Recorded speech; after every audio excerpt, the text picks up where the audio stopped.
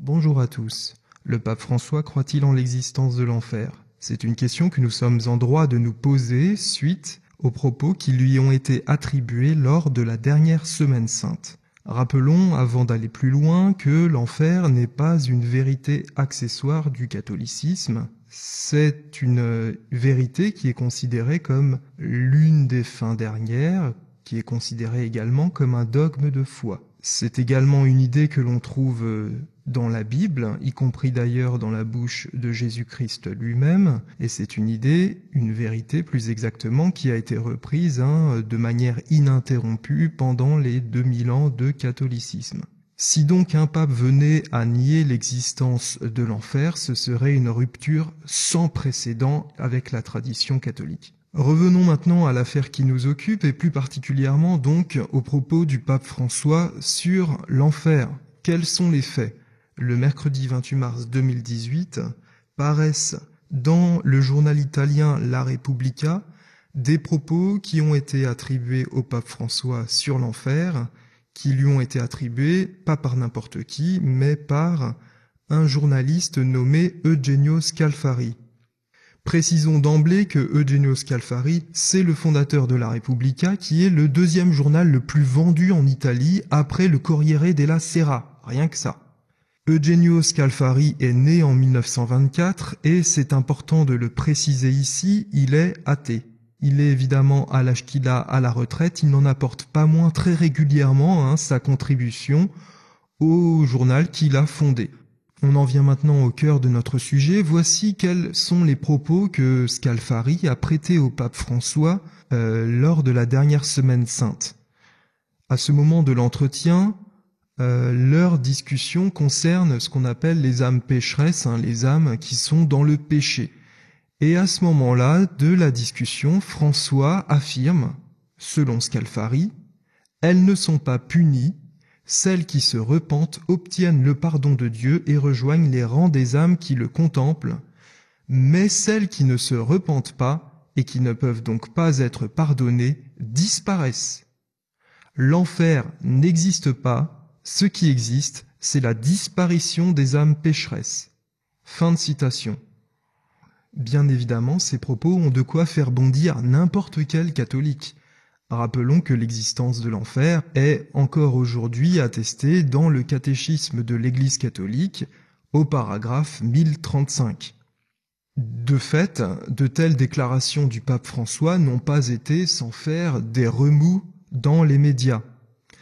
Ce qui a aussi bien sûr choqué, c'est la date à laquelle ces propos ont été rapportés, puisqu'il s'agissait ni plus ni moins que du mercredi saint, c'est-à-dire la veille du jour où l'Église célèbre la passion du Christ, la veille du jour où en tout cas elle se prépare à rentrer dans ce qu'on appelle le Triduum pascal, composé donc du jeudi saint, du vendredi saint, du samedi saint et du dimanche de Pâques. C'est-à-dire que en ces jours, l'Église catholique célèbre le cœur du salut qui est donné aux âmes en Jésus-Christ. Vous comprenez donc que ces propos arrivent comme un cheveu sur la soupe, puisque si l'enfer n'existe pas, selon ce qu'aurait affirmé le pape François, le salut donné par Jésus-Christ devient tout simplement inutile. Les âmes n'ont pas besoin d'être sauvées d'un enfer qui n'existe pas.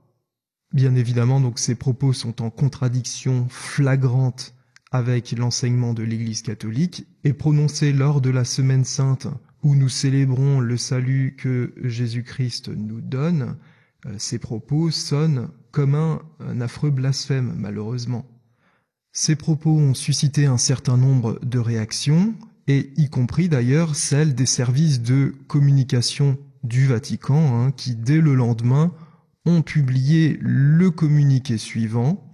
Le Saint-Père François a récemment reçu le fondateur du quotidien La Repubblica dans un entretien privé à l'occasion de la fête de Pâques, sans cependant lui accorder aucune interview. Tout ce que l'auteur mentionne dans l'article d'hier est le fruit de sa propre reconstruction, dans laquelle ne sont pas citées les paroles qu'a textuellement prononcées le pape.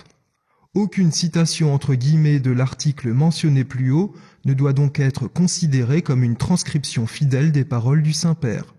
Fin de citation. Une fois publié ce communiqué, les esprits évidemment se sont un tant soit peu calmés. Les catholiques ont cru pouvoir pousser un soupir de soulagement. Le pape n'a donc pas nié l'existence de l'enfer. Il s'est juste fait avoir, comme cela peut arriver de temps à autre, par un journaliste véreux. C'est ce qu'en ont conclu beaucoup de catholiques, et beaucoup aussi de membres de la presse catholique. À moins qu'on considère évidemment que Scalfari, à son âge avancé, ait été victime d'un simple défaut de mémoire. Alors une telle version, c'est une version qui a été soutenue notamment par des organes de presse catholiques comme Aletheia ou par La Croix. Pour rassurer leurs lecteurs, ces deux organes de presse ont également rappelé différents épisodes au cours desquels Scalfari aurait attribué à François des propos polémiques.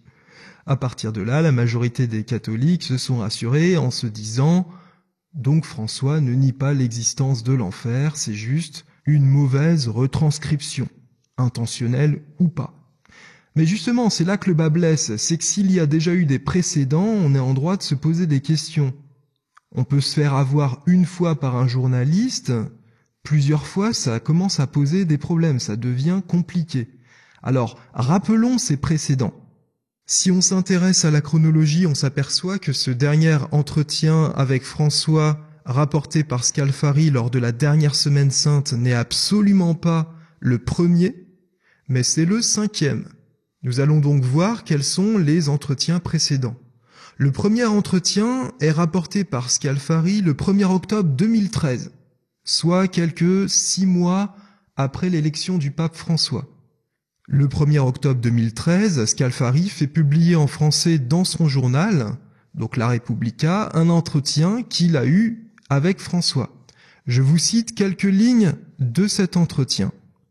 Le pape sourit et me dit « Certains de mes collaborateurs qui vous connaissent m'ont averti que vous allez essayer de me convertir. » À ce trait d'esprit, je réponds, je étant Scalfari en l'occurrence, « Mes amis vous prêtent la même attention à mon endroit. » Le pape François sourit et répond « Le prosélytisme est une pompeuse absurdité, cela n'a aucun sens. Il faut savoir se connaître, s'écouter les uns les autres et faire grandir la connaissance du monde qui nous entoure.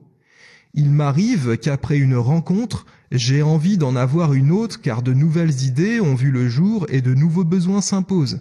C'est cela qui est important. Se connaître, s'écouter, élargir le cercle des pensées. Le monde est parcouru de routes qui rapprochent et éloignent, mais l'important c'est qu'elles conduisent vers le bien. Nouvelle question de Scalfari à ce moment. Votre sainteté, existe-t-il une vision unique du bien et qui en décide? Réponse de François. Tout être humain possède sa propre vision du bien, mais aussi du mal. Notre tâche est de l'inciter à suivre la voie tracée par ce qu'il estime être le bien. Fin de citation. On a ici des lignes qui ont un parfum relativiste, puisque, d'accord, évidemment, il faut que chacun suive sa conscience, il faut que chacun suive ce qu'il croit être le bien, mais ce qu'il faut rajouter immédiatement, c'est que chacun a également le devoir de former sa conscience à la vérité. Sinon, on est dans un pur relativisme. Scalfari poursuit l'entretien par les mots suivants. « Votre sainteté, vous-même l'aviez écrit dans une lettre que vous m'avez adressée. La conscience est autonome, disiez-vous, et chacun doit obéir à sa conscience. À mon avis, c'est l'une des paroles les plus courageuses qu'un pape ait prononcées. » Réponse de François. « Et je suis prêt à la répéter. Chacun a sa propre conception du bien et du mal, et chacun doit choisir et suivre le bien et combattre le mal selon l'idée qu'il s'en fait. Il suffirait de cela pour vivre dans un monde meilleur. » Fin de citation. Un peu plus loin dans l'entretien, François affirme « Et moi je crois en Dieu, pas dans un Dieu catholique, car il n'existe pas de Dieu catholique, il existe un Dieu. » Fin de citation. Là encore, évidemment, ce sont des propos qui n'ont pas manqué de faire réagir sur la toile et dans la presse. Suite à cet entretien, le mercredi 2 octobre 2013, le père Lombardi, qui est le porte-parole du Vatican, précise que cet entretien ne constitue pas un document magistériel. Quelques jours plus tard, le samedi 5 octobre 2013, le père Rosica, qui est le porte-parole du Vatican en langue anglaise, révèle que, je cite, « Scalfari n'a pas enregistré l'entretien et n'a pas pris de notes à ce moment-là, et qu'il s'agit donc d'une reconstruction après coup. » Fin de citation. Le feuilleton de ce premier entretien continue puisque le 19 novembre 2013, l'interview est retirée du site du Vatican. Le père Lombardi précise que, je cite, « Cet entretien est fiable dans son sens général, mais pas dans ses formulations concrètes. Pour cette raison, il a été considéré que le texte ne pouvait plus être consulté sur le site internet du Saint-Siège. » Fin de citation. Petite remarque au passage. Fiable dans son sens général, mais pas dans ses formulations concrètes, on se demande quand même un petit peu ce que ça veut dire. Aujourd'hui, l'interview est accessible en 6 langues sur le site du Vatican, qui rappelle au passage qu'elle avait fait l'objet d'une publication dans l'Osservatore Romano dès le 2 octobre 2013. Donc il semblerait qu'après avoir retiré cette interview de ses pages, le site du Vatican l'ait à nouveau publiée. Vous avez vu donc que dès le premier entretien, on a une espèce de balancement entre des affirmations qui font scandale et tout de suite le service de communication du Vatican qui intervient pour essayer de tempérer ces affirmations en disant que la manière dont elles ont été rapportées n'est pas fiable. Passons maintenant au deuxième entretien. Le dimanche 13 juillet 2014, Scalfari publie une nouvelle interview dans la Repubblica.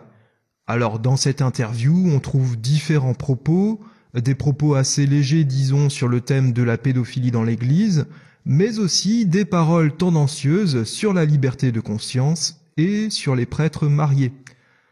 Très rapidement après, la Repubblica se voit dans l'obligation de publier une mise au point du père Lombardi, le monsieur communication du Vatican. Cette mise au point prétend indiquer de quelle manière il faut lire l'interview, qui, selon le père Lombardi, n'est pas vraiment une interview, puisque les propos adressés par François à Scalfari n'ont pas été enregistrés par ce dernier. Scalfari est un journaliste qui retranscrit les propos de son interlocuteur de mémoire. C'est cela notamment qu'a tenu à préciser le père Lombardi dans cette mise au point. Donc là, à nouveau, on a un jeu de balancement entre des propos attribués au pape qui peuvent choquer et immédiatement après, le service de communication du Vatican qui réagit et qui essaie d'aplanir les doutes, de contenir les éventuelles réactions. Après le deuxième entretien, l'affaire rebondit à nouveau puisque la maison d'édition du Vatican va publier un recueil d'entretiens du pape François avec des journalistes et parmi ces entretiens, on trouve les 2 premiers entretiens dont nous avons parlé qui ont suscité à la fois des polémiques et une réaction de la part des services de communication du Vatican. Donc il semblerait qu'une fois que les affaires se sont tassées, cela n'a absolument pas dérangé le Vatican de publier ces entretiens comme des entretiens authentiques. C'est un point qui mérite d'être noté. Les choses n'en restent pas là puisque nous avons ensuite un troisième entretien. Le 15 mars 2015, Scalfari publie dans la Repubblica un article qui se présente comme un entretien avec le pape et dans lequel on peut lire les lignes suivantes. François prononce les mots suivants. « Si l'égoïsme submerge et étouffe l'amour pour les autres, il obscurcit l'étincelle divine qu'il a en lui et s'autocondamne. » Question de Scalfari. Qu'arrive-t-il à cette âme éteinte? Sera-t-elle punie et comment? Réponse de François. Il n'y a pas de punition, mais l'annulation de cette âme. Toutes les autres participent au bonheur de vivre en présence du Père. Les âmes annulées ne font pas partie de ce banquet. Avec la mort du corps, leur parcours est terminé, et c'est la motivation de l'Église missionnaire, sauver les perdus. Fin de citation. Comme vous pouvez le constater, ce n'est donc pas la première fois que Scalfari attribue au pape François des propos qui nient l'existence de l'enfer. Notez, car cela est très important, qu'il n'y a pas eu de démenti du Vatican cette fois-là. Aucun démenti. Nous en sommes maintenant au 4e entretien. Le 1er novembre 2015, Scalfari publie toujours dans son journal La Repubblica le compte-rendu d'un nouvel entretien avec le pape, dont voici un extrait. La traduction a été trouvée sur le site Média Presse Info. Je cite: « Les divergences d'opinion entre évêques font partie de cette modernité de l'Église et des diverses sociétés dans lesquelles elle a opéré. Mais l'objectif est le même, et en ce qui concerne l'admission des divorcés au sacrement, cela confirme que ce principe a été accepté par le synode. » Il s'agissait du synode pour la famille. Je continue la citation. « Ceci est le résultat final. Les évaluations sont de facto confiées aux confesseurs, mais à l'issue de chemins plus ou moins rapides ou lents, tous les divorcés qui le demandent seront admis. » Donc, dès 2015, François annonce dans une interview ce qu'il fera plus tard avec Amoris Laetitia, c'est-à-dire l'admission des divorcés remariés à la réception de l'Eucharistie. Dès le lendemain de la publication de cet entretien, le père Lombardi adresse un démenti au journaliste Edward Pentin, qui est un journaliste américain. Je cite: « Les informations selon lesquelles le pape François a dit au journaliste italien Eugenio Scalfari que les divorcés remariés seront admis au sacrement par le biais du confessionnal ne sont d'aucune manière fiables et ne peuvent être considérées comme reflétant la manière de penser du pape. » Fin de citation. Sur ce point, le père Lombardi s'est lourdement trompé, comme le montre la note de bas de page numéro 351 de l'exhortation apostolique Amoris Laetitia. Cette note de bas de page a depuis été renforcée par d'autres documents officiels. Mais continuons la lecture de ce démenti. La traduction vient du blog de Jan Smith qui fait un excellent travail. Je cite: « Ainsi que cela s'est déjà produit par le passé, Scalfari rapporte entre guillemets ce que le pape lui a supposément dit, mais souvent cela ne correspond pas à la réalité, puisqu'il n'enregistre ni ne transcrit les paroles exactes du pape, ainsi qu'il l'a lui-même souvent déclaré. Ainsi, il est clair que ce qu'il rapporte dans le dernier article sur les divorcés remariés n'est d'aucune manière fiable et ne peut être considéré comme la pensée du pape. » Fin de citation. On apprend en marge de cette adresse au journaliste Edward Pentin que le père Lombardi ne publierait pas de communiqué au sujet de cet entretien. Il motive cette non-publication de la manière suivante, je cite: « Ceux qui ont suivi les événements antérieurs et qui travaillent en Italie connaissent la manière d'écrire de Scalfari et sont bien au courant de ces choses. » Fin de citation. Ce qui semble ressortir des propos du père Lombardi à ce moment-là, c'est une certaine lassitude face à ces dérapages à répéter. Donc, aucun démenti officiel ne sera publié cette fois-là. Il est temps de dresser un bilan de ces différents entretiens. Sur 5 entretiens avec le pape que Scalfari a publiés, les responsables de la communication du Vatican se sont sentis obligés, en 4 occurrences, d'émettre des réserves, d'une manière ou d'une autre, par la voie officielle ou par une autre voie. Il faut aussi noter, et ça c'est un élément qui est d'une importance extrême en la matière, que dans 3 cas sur 5, Scalfari précise bien dans son article que l'entretien avec le pape est à l'initiative de ce dernier. François décroche son téléphone pour appeler Scalfari ou l'invite carrément au Vatican.